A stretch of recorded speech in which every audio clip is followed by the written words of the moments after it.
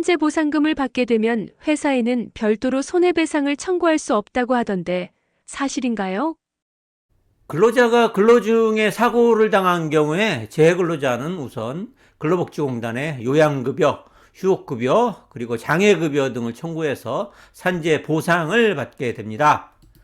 그런데 피해가 너무 큰 경우에는 위에서 말씀드린 요양급여나 장애급여로는 재근로자의 손해를 완벽하게 배상할 수 없고, 따라서 근로복지공단으로부터 받은 산재보상급여액을 초과하는 손해액 부분에 대해서는 사업주나 가해자 등에 대해서 손해배상 청구를 해서 배상을 받게 됩니다.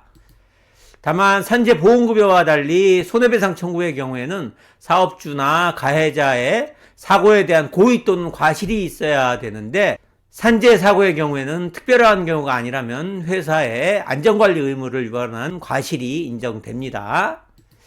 따라서 회사를 상대로 해서 손해배상 청구를 할 수 없다고 하는 것은 사실이 아니라고 할 것입니다. 회사에 손해배상을 청구한다면 얼마나 청구할 수 있을까요?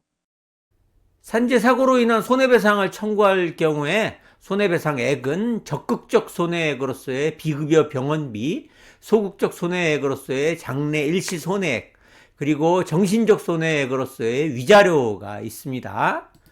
이런 손해배상액 중에서 일시 손해액과 위자료는 노동능력 상실률에 따라 달라지고, 근로복지공단으로부터 받은 보험급여액도 공제해야 하고, 또한 재해자의 사고 발생에 대한 과실비율만큼 상계도 해야 됩니다.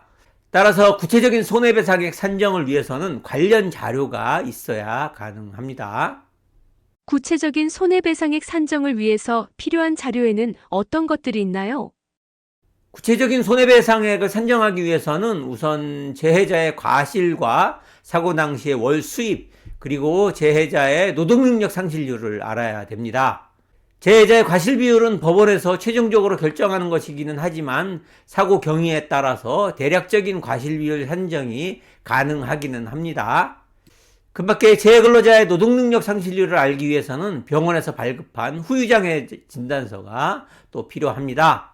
따라서 대략적인 사고 경위와 공제되는 보험급여액 등이 기재된 근로복지공단의 보험급여 지급 확인원과 노동능력 상실률이 기재된 후유장애 진단서, 그리고 비급여 병원비 영수증만 있으면 정확하게는 아니라고 해도 대략적인 손해배상액 산정은 가능하다고 할 것입니다. 지금까지 산재보험급여를 받은 이후 회사에 대한 손해배상 청구 절차에 대해서 살펴봤습니다. 추가적으로 궁금하신 점 있으시면 댓글로 달아주시거나 상담 전화로 전화 주시기 바랍니다.